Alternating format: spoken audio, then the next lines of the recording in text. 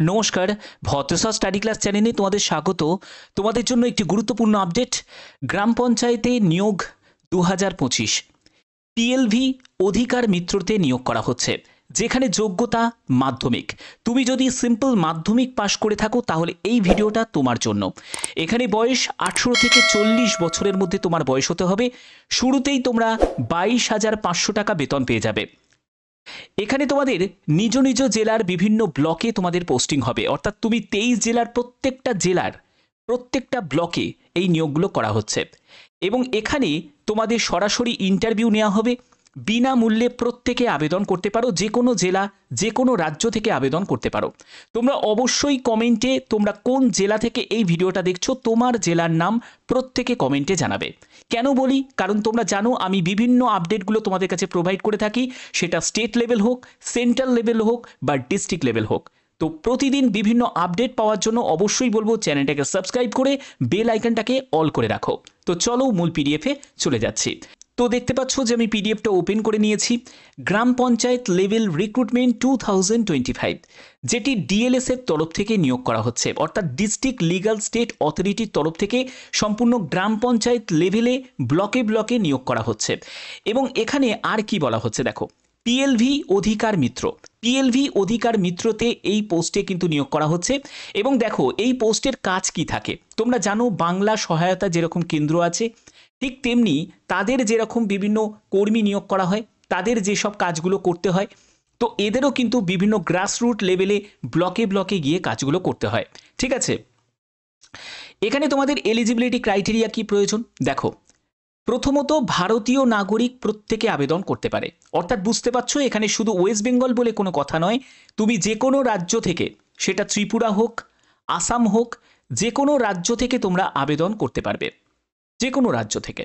ওকে, তো তোমরা অবশ্যই কমেন্টে জানাবে যে কোন রাজ্য থেকে কোন জেলা থেকে এই ভিডিওটা দেখছো, তোমার রাজ্যের নামও জানাবে এবং তোমার কোন জেলা সেই জেলার নামটাও অবশ্যই তোমরা জানাবে।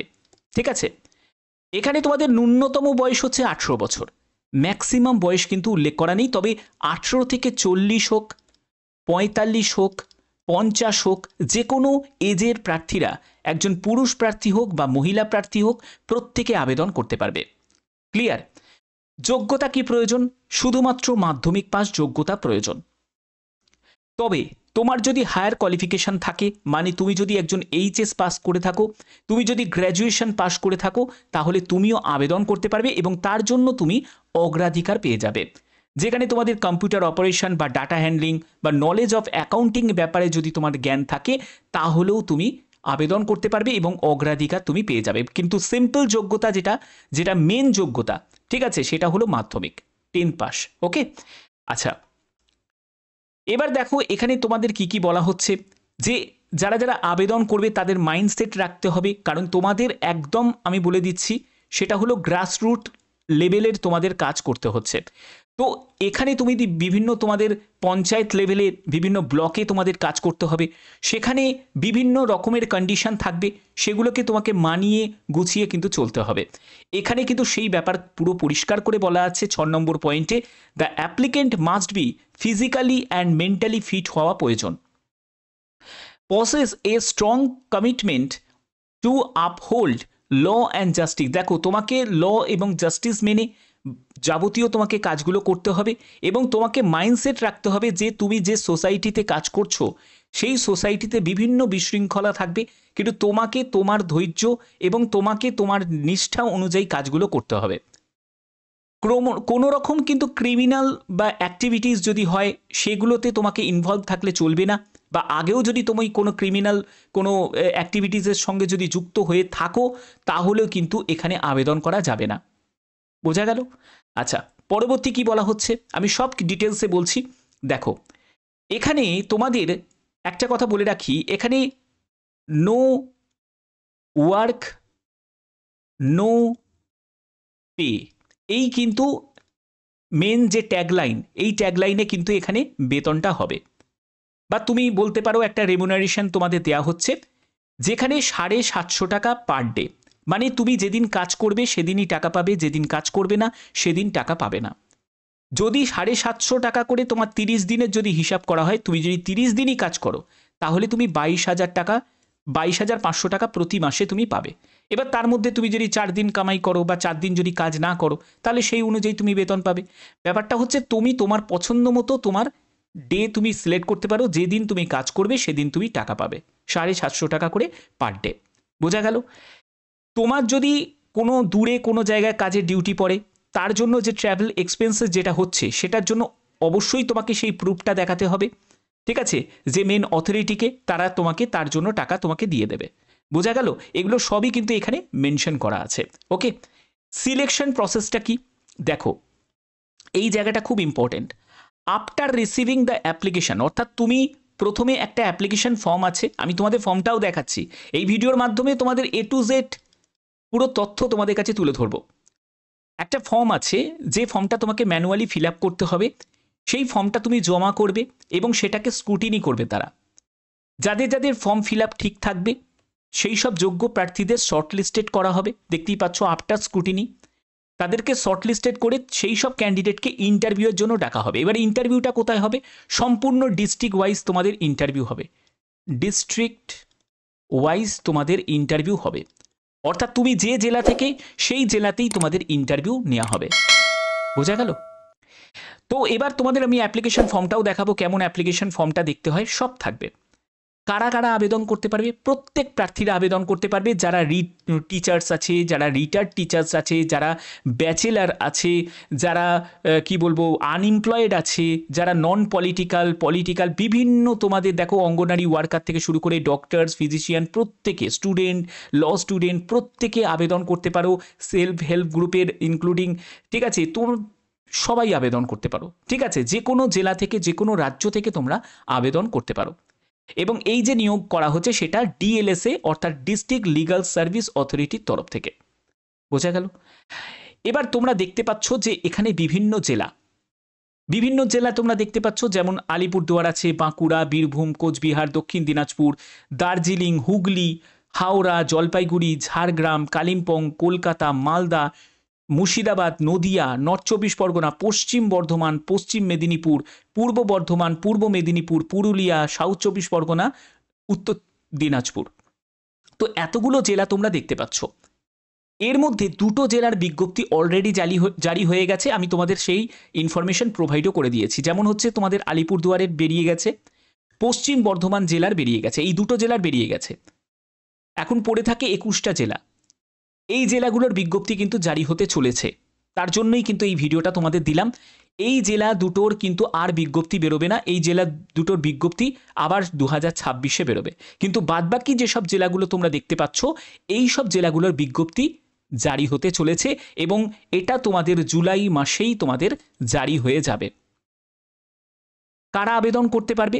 ভারতীয় নাগরিক প্রত্যেকে আবেদন করতে পারবে, যেটা আমি তোমাদের ভিডিও শুরুতেই তোমাদের বলে দিয়েছি। অর্থাৎ তুমি যদি ত্রিপুরা থেকে হও তোমরাও কিন্তু আবেদন করতে পারো, কিন্তু তোমাদের পোস্টিং যে জেলার বিজ্ঞপ্তি জারি হবে সেই জেলাতেই তোমাদের পোস্টিং হবে।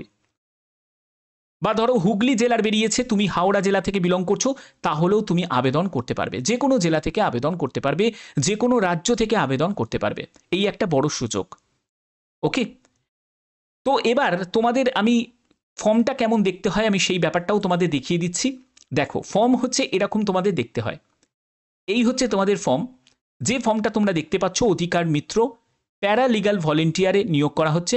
এবং এখানে তোমাদের যে ফর্মটা কিভাবে ফিল আপ করবে, এখানে ফুল নেম, ফাদার বা হাজব্যান্ডের নেম দিতে হবে, ডেট অফ বার্থ, তার জন্য সাপোর্টিং ডকুমেন্টস দিতে হবে, তারপরে তুমি মেল না ফিমেল সেটা তোমাকে মেনশন করতে হবে, ন্যাশনালিটি ইন্ডিয়ান লিখে দিতে হবে, ম্যারিটাল স্ট্যাটাস তুমি বিবাহিত না অবিবাহিত সেটা তোমাকে ইয়েস নোতে উত্তর দিতে হবে, তোমার পোস্টাল অ্যাড্রেস, যা অ্যাড্রেস তোমার আধার কার্ডে আছে সেই আধার কার্ড অনুযায়ী তোমাকে অ্যাড্রেসের ডিটেলসটা তোমাকে দিতে হবে। ওকে, অ্যাড্রেসের ডিটেলসটা তোমাকে দিতে হবে। কন্ট্যাক্ট নাম্বার, মোবাইল নাম্বার লাগবে, আধার নাম্বারটা অবশ্যই তোমার প্রয়োজন হচ্ছে। তারপরে হচ্ছে তোমাকে মেল আইডি দিতে হবে। এরপরে হচ্ছে weather belong to SC ST OBC, তুমি যদি SC ST OBC বা আদার্স কাস্ট থেকে বিলং করো তাহলে সেটা তোমাকে মেনশন করতে হবে এবং তার জন্য প্রয়োজনীয় ডকুমেন্টসও তোমাকে অ্যাটাচ করতে হবে। এডুকেশন কোয়ালিফিকেশান, মাধ্যমিক যোগ্যতা দিয়েই আবেদন করা যায়, তবে তোমার যদি কম্পিউটার নলেজ থাকে সেটা তুমি মেনশন করতে পারো, হায়ার কোয়ালিফিকেশান থাকলে সেটাও তুমি মেনশন করতে পারো, কোন বোর্ড থেকে পাশ করেছো, কোন ইয়ারে তুমি পাশ করেছো, কোর্সের নাম কি এবং কত পার্সেন্টেজ তুমি গড়ে পেয়েছো, এগুলো সবই কিন্তু তুমি এখানে মেনশন করতে পারবে। ক্লিয়ার করা আছে? ওকে। এর পরবর্তী হচ্ছে তোমাদের যদি কোনো এক্সপিরিয়েন্স থাকে সোশ্যাল অ্যাক্টিভিটিসের, তাহলে তার জন্য প্রয়োজনীয় ডকুমেন্টসও দিতে পারো এবং তার ডিটেলসটা তুমি মেনশন করতে পারো, এটা কিন্তু কোনো ম্যান্ডেটারি নয়। ঠিক আছে। এরপরে বলছে ওয়েদার এনি ডিসিপ্লিনারি কেস বা তোমার নামে কোনো কমপ্লেন ছিল আগে, যদি থাকে কোনো ক্রিমিনাল কোনো কেস বা এইসব কিছু, তো তার জন্য তোমাকে ইয়েস করতে হবে, যদি না থাকে তাহলে নোতে গিয়ে টিক দিয়ে দেবে। তারপরে তুমি কোনো ক্রিমিনাল কেসের সঙ্গে আগে যুক্ত ছিলে নাকি সেটার জন্য জানতে চাওয়া হচ্ছে, যদি থাকো তার জন্য ইয়েস করতে হবে এবং তার জন্য তোমাকে ফুল কমপ্লিট ডিটেলসটা তোমাকে এখানে মেনশন করতে হবে, আর যদি না থাকো তাহলে এখানে নোতে গিয়ে টিক দিয়ে দিতে হবে। তো এই হলো তোমাদের অ্যাপ্লিকেশন ফর্ম। ডিক্লারেশনের জায়গাটা তোমরা দেখতে পাচ্ছ, এখানে তোমাকে সই করতে হবে, ডেট এবং প্লেসটাকে মেনশন করতে হবে এবং কি কি ডকুমেন্টস তোমাদের নিড আছে সেগুলো তোমাদের অলরেডি আমি ভিডিওতে সুন্দর করে বুঝিয়ে দিয়েছি। এখানে তোমাদের সবই দেয়া আছে কি কি ডকুমেন্টস তোমাদের নিড আছে। দেখো, আধার কার্ডের নাম্বার যখন চাইছে তখন আধার কার্ডের জেরক্সও তোমাদের সঙ্গে অ্যাটাচ করতে হবে। এছাড়া তোমাদের এসসি এসটি সার্টিফিকেট এগুলো তোমাদের লাগছে, তারপরে হচ্ছে তোমার কোয়ালিফিকেশানের সার্টিফিকেট এগুলোও তোমার লাগছে, মার্কশিট লাগছে, এগুলো তোমাদের লাগবে। তো আশা করি ব্যাপারটা বুঝতে পেরেছো। তো যে জেলাগুলোর এখন পরবর্তী বাকি আছে সেই জেলাগুলোর এবার বিজ্ঞপ্তি কিন্তু জারি হতে চলেছে, যেগুলো তোমাদের একেবারে তোমরা দেখতেই পাচ্ছ। শুধু আলিপুরদুয়ার এবং পশ্চিম বর্ধমান যেহেতু বেরিয়ে গেছে, বাদবাকি জেলাগুলোর বিজ্ঞপ্তি তোমাদের জারি হয়ে যাবে। এর জন্যই বললাম তোমরা অবশ্যই কমেন্টে তোমার জেলার নাম, অবশ্যই তোমরা কমেন্টে প্রত্যেকে তোমার জেলার নাম উল্লেখ করবে। এবং তোমাদের বলে রাখি যে তোমাদের একটা প্রশ্ন জাগতে পারে যে স্যার ইন্টারভিউতে কী টাইপের প্রশ্ন আমাদের করতে পারে। দেখো, যেহেতু তোমাদের পিএলভিতে নিয়োগ করা হচ্ছে, তো পিএলভির কী টাইপের কাজ করতে হয় সেই কাজ সম্পর্কে তো তোমাদের একটা নলেজ চেক করা হবে। তুমি যে জেলার তোমাদের বিজ্ঞপ্তি জারি হবে সেই জেলা সম্পর্কে কিছু প্রশ্ন জিজ্ঞেস করবে, ওয়েস্ট বেঙ্গল জিকে সম্পর্কে কিছু প্রশ্ন বা কারেন্ট অ্যাফেয়ার্স থাকবে। ঠিক আছে, এই টাইপের তোমাদের কিছু প্রশ্ন তোমাদের করবে, একদম বেসিক লেভেলের প্রশ্নই তোমাদের করবে। তো এই হচ্ছে তোমাদের মেন ব্যাপার, যেগুলো তোমাদের এখানে ক্লিয়ার করে দিলাম। বাদবাকি যখনই কোনো আপডেট আসবে অবশ্যই বলবো চ্যানেলটাকে সাবস্ক্রাইব করে রাখো। যখনই কোনো জেলার আপডেট আসবে তাহলে অবশ্যই তোমাদের সেই আপডেট আমি পৌঁছে দেবো। যে কোনো আপডেট সবার আগে পাওয়ার জন্য অবশ্যই বলবো চ্যানেলটাকে সাবস্ক্রাইব করে রাখো, কারণ এই চ্যানেলের গুরুত্ব কিন্তু প্রত্যেকের জন্য অনেক বেশি। তো চলো, এখনের মতো এইটুকুই। ধন্যবাদ।